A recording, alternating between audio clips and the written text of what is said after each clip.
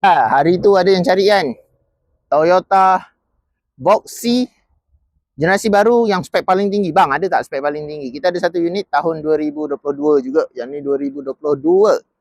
2022, betul tak? Confirm. Oh sorry, ni 2023. Tahun lagi muda.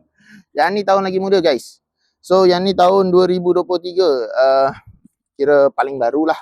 2024 belum ada lagi yang bawa masuk. So yang ni 2023 consider paling baru. Tengok di belakang. Let's go, kita tengok full kereta ni macam mana. Okay, so beginilah rupa paras dia secara keseluruhan. Untuk sport rim dia yang ni besar sikit, dia saiz 17 inci. Kalau yang untuk spek SG, dia saiz berapa yang ni? SG dia saiz kecil sikit, yang ni saiz Allah Akbar, tak nampak pula tayar dia saiz saiz 15. Yang ni saiz 17. So dia punya saiz dia besar sikit lah yang ni. Kalau dulu untuk spek macam ni spek macam ni saiz 16, yang ni 17. More large. Dia lebih besar. Muka depan memang handsome habis. Memang dia out of topic lah senang kata. Sebab dia punya kedudukan untuk kereta Jepun letak lampu pada bahagian headlamp dia pada bahagian bawah ni memang special lah. Sangat-sangat special. So boleh nak tengok sama-sama, kita tengok sama-sama lah. Untuk exterior dia nanti saya walk around dulu. So kita tengok interior dulu. So untuk interior kita nampak kat sini dia more luxury daripada X-Spec. X-Spec lah. G-Spec, sorry. G-Spec. Yang ni dia punya infotainment dia dah semi digital dengan TFT nya. And then dia ada aircon digital.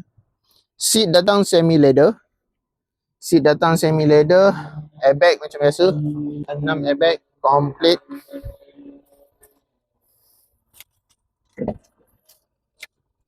And then kita tengok pada bahagian second row dia, yang ni 7 seater. Bahagian tengah dah ada cas. Wow, canggih. So untuk abang-abang kita yang kakak kita yang ada nak cas tempat tak ada ruang, ini boleh. Roof monitor tak ada, tapi dia dah ada aircon zone auto 3 zone. Yang ni optional lah, roof monitor ni optional biasanya. Ada tak. Dan dia dah ada perehat kaki. So yang model ni dah nampak sangat obvious dengan Alphard dan Vellfire. Dia dah ada perehat kaki bahagian tengah. So memang special lah. Okay, jom kita tengok bahagian boot belakang. Kalau nampak dia punya lampu belakang dia ni, sebabkan dia boxy, lampu dia special sikit lah. Yang ni power boot pun dah ada ni.